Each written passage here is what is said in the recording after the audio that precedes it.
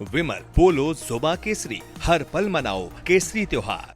आलोक जी जवाब दीजिए ये पप्पू, टप्पू और अप्पू पर। आलोक जी बोलिए। देखिए, मुझे लगता है कि जिसकी जैसी सोच रहती है, जैसी भावना रहती है, जैसा जिसका सोच का स्तर रहता है, वो उसी तरह के शब्दावली का उपयोग करता है। जिसका जैसा लाइफ में एक्सपीरियंस रहता है, वो उसी तरह के शब्दों का इस्तेमाल करता है। आप चुने हुए मुख्यमंत्री हैं, अपना प्रदेश समझ नहीं रहा है, संभल नहीं रहा है आपसे। आप दूसरी जगह जाकर कोई भी लफाजी करें, बिहार के लोग सुनने वाले नहीं। अब दूसरी बात आती है मोदी जी के बारे में भी। हम हर बार सोचते हैं कि बस अब मोदी जी की भाषा का स्तर और नहीं गिरेगा, लेकिन हम हर बार फेल हो जाते हैं। मतलब मोदी जी हमें सबको फेल कर देते हैं। जब मुजरा, ज्यादा बच्चे वाले, भैंस खोल ले जाएंगे, मंगलसूत्र छीन ले जाएंगे, जब इस तरह की भाषा आई थी तो लगा था नहीं यार, देश के प्रधानमंत्री हैं, चुने हुए प्रधानमंत्री हैं, अब इससे नीचे की स्तर का कोई बात नहीं करेंगे। अब उनको पता नहीं कट्टा कहाँ से याद आ गया। अब कट्टा जरूर कोई ना कोई, जब एक्सपीरियंस किसी का रहता है तभी इतनी शब्दावली इस्तेमाल करता है व्यक्ति। आज मैं पार्क में सुबह सुबह गया, तब भी कुछ चीजें चर्चा चल रही थी। अभी दोपहर में कुछ लोग वहां पर खड़े थे, चाय पी रहे थे हम लोग, तो कट्टे पे ही बात चल रही थी कि भाई कट्टा क्या होता है। तो किसी ने कहा कि शायद अडवाणी के कट्टा तो नहीं लगाया था। मैंने कहा यार ऐसी बात मत करो, अडवाणी जी भी बहुत सम्माननीय है और मोदी जी भी बड़े सम्माननीय है। अब अडवाणी जी के कट्टा लगाया और नहीं लगाया तो किसी ने कभी के नहीं कहा, लेकिन लोग चर्चा कर रहे। फिर एक और बोल पड़ा चाय पीते पीते, बोला जी कि ये ट्रंप ने कहीं कट्टा तो नहीं लगा दिया था मोदी जी के, कि ट्रंप का नाम भी लेने से डर रहे हैं, टा नहीं बोल पा रहे हैं मोदी जी। अब इसीलिए इतना कट्टा याद आ रहा होगा। कौन से पार्क में गए थे आलोक जी? कौन से शहर में हैं आप? गृह मंत्रालय। कौन सा पार्क था? अरे भाई मैं दिल्ली में ही हूँ। अच्छा। मैं आज दिल्ली में ही हूँ। अच्छा। चाय पी रहे थे शास्त्री भवन के पास। अच्छा। अब लोगों की मुंह थोड़ी ना पकड़े जाएंगे। मैंने उनको डांटा भी।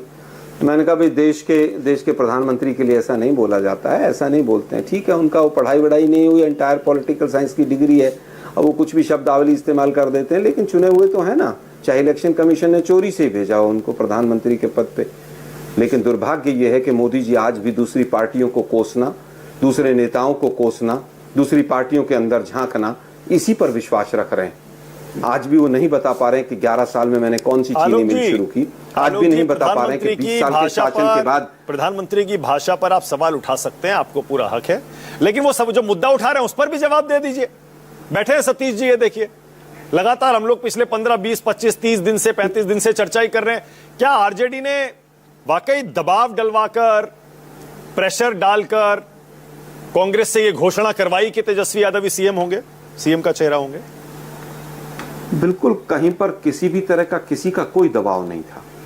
अगर दबाव मानने वाले होते तो फ्रेंडली फाइट होती क्या 5-6 जगह आरजेडी के साथ। फ्रेंडली फाइट क्यों कर रहे होते हम? क्यों हो रहा होता हमारा? हो इसलिए रहा है ना कि कोई किसी से नहीं दबता है, ये लोकतंत्र है। हम क्यों दबेंगे किसी से? आरजेडी क्यों दबेगी? दबने वाले दबते हैं। आज नीतीश जी का वो 25-30 सेकंड में प्रेस कॉन्फ्रेंस खत्म हो गई, वो दबाव था। चिराग पासवान और तमाम लोग दबाव में पिछली बार हनुमान बन के चुनाव लड़ रहे थे कि जेडीयू को फिनिश करना है, ये दबाव होता है। 2019 में जेडीयू 2019 के लोकसभा के चुनाव में अपना घोषणा पत्र नहीं ला पाई बीजेपी के दबाव में, ये दबाव होता है। हमारे यहाँ पर सबने मिल बैठकर सारी चीजें तय की। कई जगह हम भी फाइनल नहीं कर पाए चीजों को। तो स्वाभाविक है कि जब फाइनल नहीं कर पाए तो कोई बात नहीं भाई, फ्रेंडली फाइट करेंगे। लेकिन दुर्भाग्य पूरा ये है कि आज आप एक बार भी ये नहीं बता रहे हैं मोदी जी के 15 साल में हमने क्या किया। आप ही का हनुमान कह रहा है कि जंगल राज। 2 महीने पहले उसने कहा, आपने चुप करा दिया उसे। जिस तरह से कैंडिडेट्स के मर्डर हो रहे हैं, कैंडिडेट्स के सपोर्टर्स के मर्डर हो रहे हैं, कैंडिडेट्स के साथ जो लोग चल रहे हैं उनके मर्डर हो रहे हैं। आज 2 दर्जन से ज्यादा पर हफ्ते, प्रति हफ्ता किडनैपिंग, रेप और मर्डर के केस हैं। एनसीआरबी के आंकड़ों में बिहार कहां है मोदी जी, जरा बता दीजिए। फिर वो घुसपैठिया लेके बैठ जाते हैं। अमित शाह जी इतने कमजोर गृह मंत्री बना रखे हैं मोदी जी ने कि जहां जहां अमित शाह जी जाते हैं पीछे पीछे पता नहीं ट्रकों में भर के जाते हैं या बसों में घुसपैठिए पीछे पीछे पहुंच जाते हैं। झारखंड गए, वहां दिल्ली का चुनाव था, यहाँ फिर अब बिहार में घुसपैठिया कर रहे हैं। अरे भाई, देश के प्रधानमंत्री, आपको थोड़ी सी भी लज्जा नहीं आती है?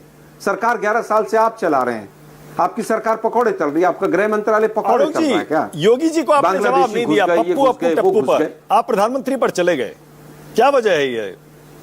मैंने इतना बड़ा मैंने इतना बड़ा जवाब दिया कि जिसकी जैसी भावना होगी, जिसकी जैसी सोच होगी, वैसी तो शब्द मुंह से निकलेंगे। ये उत्तर प्रदेश में 100 लोग मर गए भगदड़ में, उनका कुछ नहीं पता। हिंदुत्ववादी चेहरा नकाब पहन के वहां कुंभ में 1400 से ज्यादा लोग इलाहाबाद में गंगा जी में बहा दिए इन्होंने, उसके ऊपर नहीं बोलते हैं। वो यहाँ अप्पू टप्पू पप्पू करते घूम रहे हैं। अरे भाई, अपना प्रदेश संभलता नहीं है आपसे। एक बाबा जी के उसमें 200-250 लोग एक दूसरे के नीचे कुचल के मर गए हाथरस के पास, एक आदमी का कुछ नहीं। 100 से ज्यादा SIT बन ली पिछले 7-8 साल में, एक SIT का रिजल्ट नहीं आता है। वह बुलडोजर चला दूंगा, मैं ये कर दूंगा, मैं वो कर दूंगा। अपने प्रदेश को संभाल लो। आपके प्रदेश के लोग इजराइल में जाके फौज में भर्ती हो रहे हैं, रशिया में जाके फौज में भर्ती हो रहे हैं। योगी जी, आप कभी हनुमान जी की जाति बताते हो, कभी कुछ। हिंदू मुसलमान और विभाजन के अलावा कुछ आता नहीं है आप लोगों को। उत्तर प्रदेश कहां पहुंचा, क्या किया, उसके बारे में बात करो ना। आप केवल और केवल विभाजन की भाषा बोल सकते हो। कहीं ये आशंका तो नहीं है कि योगी जी आएंगे, बटेंगे तो कटेंगे, बुलडोजर ये करेंगे तो हिंदू मुस्लिम हो जाएगा यूपी का चुनाव और बीजेपी की पिच पर चला जाएगा? देखिए, बीजेपी की कोई पिच नहीं है, अब हिंदू भी समझ गए हैं। आप बताइए ना, अगर हिंदुत्व चल रहा होता कार्ड, तो बनारस जैसी जगह में 6.5 लाख वोट का मार्जिन घट के 1.5 पे आ गया। इलेक्शन कमीशन ने बड़ी ताकत लगा के जिताया मोदी जी को। कई घंटे काउंटिंग बंद रखी। बनारस के जितने मंदिर टूटे थे उनकी मूर्तियां, खंडित मूर्तियां और शिवलिंग जो हैं वो थानों में रखे हैं। पड़ोसी जाके रोज जल चढ़ा देते हैं उसके ऊपर। मतलब ये तो हालत इन्होंने हिंदुत्व की कर दी। हिंदू समझ गए हैं, हिंदुओं का सबसे ज्यादा नुकसान अगर किसी ने किया है तो मोदी सरकार। आलोक जी एक जवाब और, ओके, उसके बाद आगे जा रहा हूं। ठीक है आलोक जी, एक जवाब और दीजिएगा। राहुल गांधी के वीडियो बड़े वायरल हैं, वो कूदने के पानी में मछुआरों के साथ। बीजेपी वाले कह रहे हैं ये मछली पकड़ते रहेंगे, हम वोट पकड़ रहे हैं। क्या जवाब है आपका? नहीं, उनको वोट पकड़ने की बीजेपी वालों को जरूरत कहां है?